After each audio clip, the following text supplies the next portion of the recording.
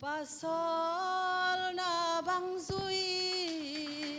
suplebay na hiam chi hizong me na lekil bangkhan na neizong o kato panung zuihin lampihak samale day kham gam kham hial si no lo di Kodagin zay subek iswani nung haylo in my lam not yani zay day kham na lel zuan lo zizong na lungain ti kwam pi na suwa kadia lo mo kong dang tak sak thei na te bel lung si lo in pa in kidem na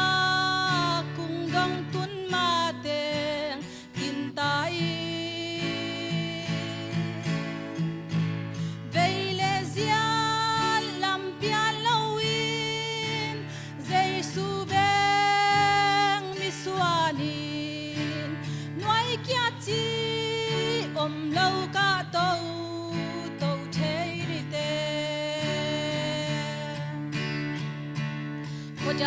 Kodakin zay subeng misuanin nung haylo in my lam not yani zay day kham na lel zuan lo zizong na lungain ti kwam pi na suwa kadia lo mo bi evua zong singa lunggut luan na hang silohi esau zong bemme kwang kha lunggul luan ma a ilua za bang main thu sim lo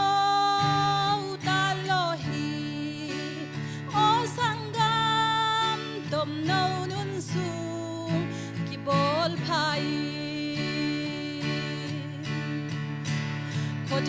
Kodagin zay subek misuanin nung haylo in my lam not yani zay day kham na lel zuan lo zizong na lungain ti kwam pi na suwa kadia lo mo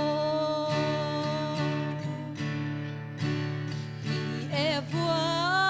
zong singa lunggul luan na hang silohi esau zong bemme kwang kha lunggul luan ma a ilua za bang main thu sim lo ta lohi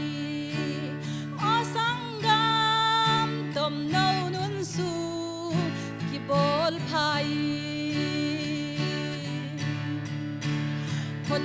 Kodagin zay subek misuanin nung haylo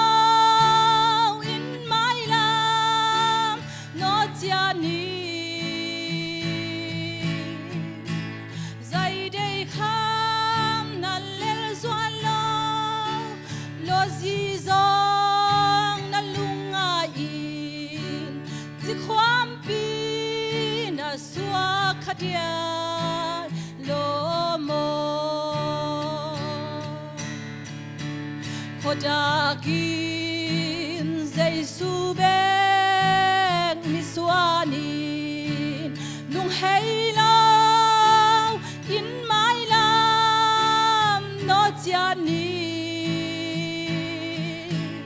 zai dei kham na lel zuan lao lo zi zong na lunga in chi khwam pi na swa khadia lo mo chi khwam pi na swa khadia lo mo pasian min thana ga ta hen